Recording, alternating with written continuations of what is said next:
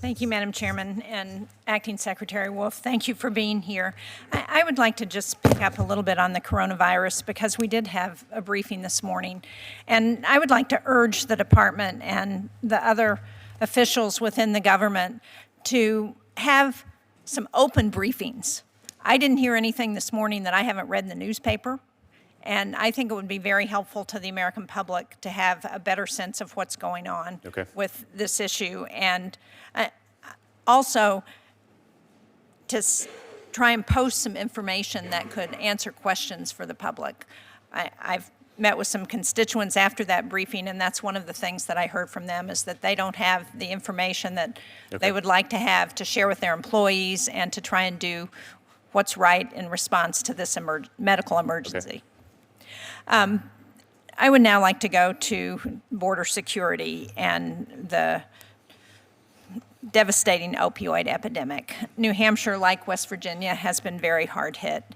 And we've seen some small progress thanks to the bipartisan support for funding that has provided significant increases for technology, for drug interdiction to support treatment.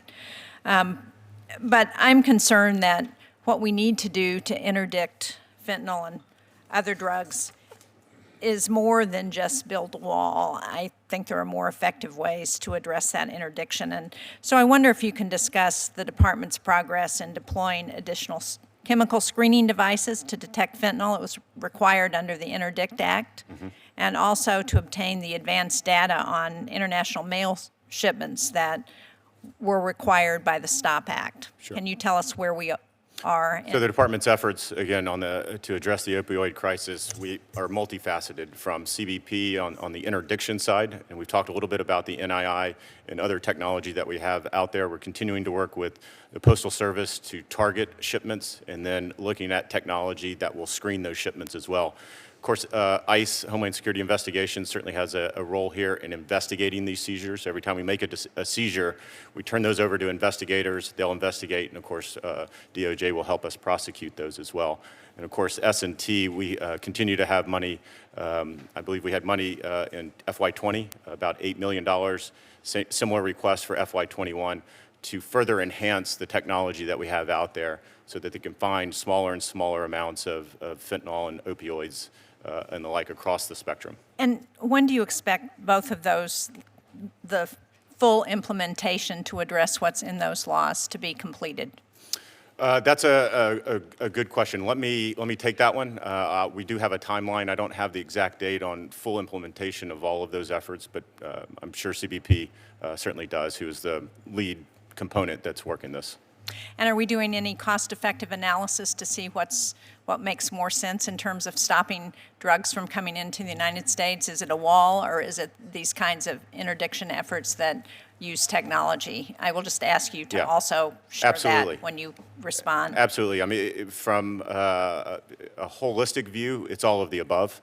Again, as I mentioned earlier, about 2/3 of the opioids that we do detect come through ports of entry.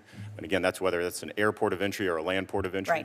Right. So we're focused, again, on the funding that Congress provided. And again, thank you for that, of deploying small, medium, and large amounts of NII technology. That's everything from a handheld to something that screens a vehicle, making sure that we deploy that in rapid fashion.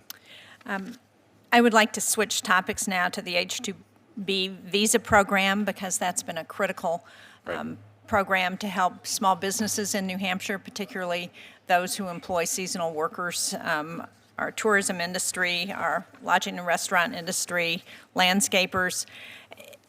Making those new visas available is very important. I was pleased to see that there was an announcement that the visas will be increased. Can you talk about how soon those visas are going to be released and whether that's all going to be at the same time, because the summer season is fast approaching? Sure. I will say, as of right now, no decision's been made about the supplemental H-2B cap increase.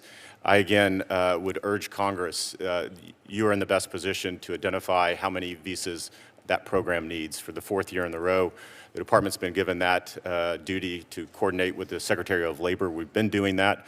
But again, I would encourage Congress to pick the overall number for the H-2B Well, program. I can tell you I've been on multiple letters that are bipartisan saying you need to increase that cap and pointing out past years when the cap has been increased and how effectively they've been used. So I don't think the problem is at Congress. I think the problem is at the administration level. And if it's not your department who needs to make that decision, then you need to tell us who is making that decision, because I've got a whole bunch of small businesses in New Hampshire who aren't going to be able to do their business this summer if they don't have those workers.